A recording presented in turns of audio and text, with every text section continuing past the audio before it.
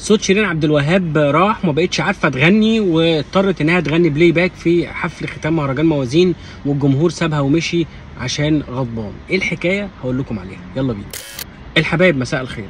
ظهر وانتشر فيديوهات كتير جدا امبارح والنهارده على شيرين عبد الوهاب من الحفله بتاعتها في مهرجان موازين بالمغرب، وهي بتغني بلاي باك، وغنت حتى كام اغنيه بصوتها مع الفرقه بتاعتها، والصوت طلع باهت وشاحب ومهزوز. مش هي شيرين عبد الوهاب. القصه، قبل ما اتكلم انا عايز بس اقول لازم شيرين تاخد فرصه تانية من كل جمهورها ومن كل الناس، ولا يتنمروا عليها ولا يعني ينتقدوها ولا ايا كان. شيرين كل الحكايه ان الفتره اللي فاتت، الشهور اللي فاتت دي كلها كانت مرحله صعبه عليها جدا. هي لسه بتكمل علاجها، وللاسف ما بتتمرنش فوكاليز، اللي هي بتتمرن على صوت، يعني ما بتمرنش صوتها، ما بتغنيش بقالها فتره كبيره، فده اكيد اثر عليها واثر عليها جدا كمان. ولو الفتره دي طالت ممكن هو ياثر عليها اكتر بكتير جدا. الا ان زي ما انا قلت ان هي لازم تاخد فرصه تانية. شيرين عبد الوهاب ما كانتش عايزه تروح مهرجان موازين، وهي بقالها 9 سنين ما بتروحش مهرجان موازين.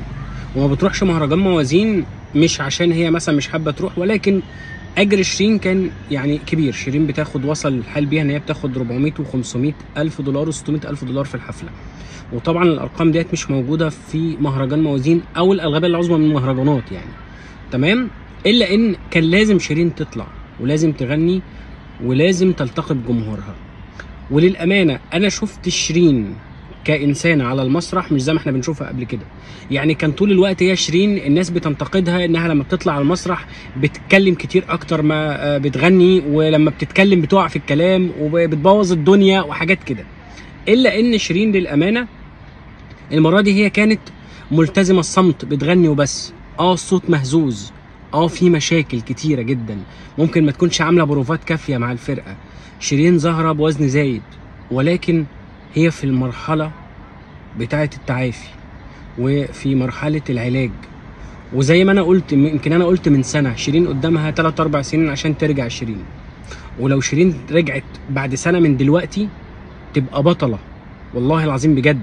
وانا ادعمها ان هي ترجع، وادعمها في رحلتها اللي هي بتتعالج فيها من كل حاجة، يعني بتتعالج نفسيا وبتتعالج بدنيا يعني.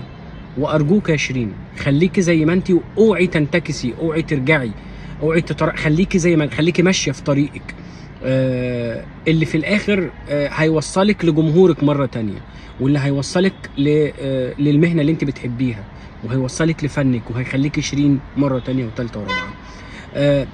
نصيحتي لشيرين بس ما تطلعيش تاني كده ايا كان، حتى لو يعني هيطول غيابك سنة كمان، ما تطلعيش بالمستوى ده.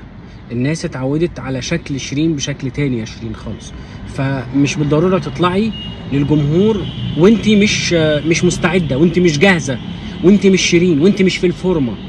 في لعيبة كتير جدا لو هنتكلم بلغة الكورة بتبعد سنة وسنة ونص عن الملاعب، لكن ما ينفعش ان هي تنزل وهي مصابة وادائها يبقى وحش. لما ترجع تاني بتكون مؤهلة. بس ارجوكم وارجو كل الناس اللي يعني بتشوفني دلوقتي، لا تتنمروا ولا تتريقوا على شكل شيرين ولا لبس شيرين ولا يعني وزنها الزايد ولا الكلام ده، ولا على صوتها ولا الكلام ده كله.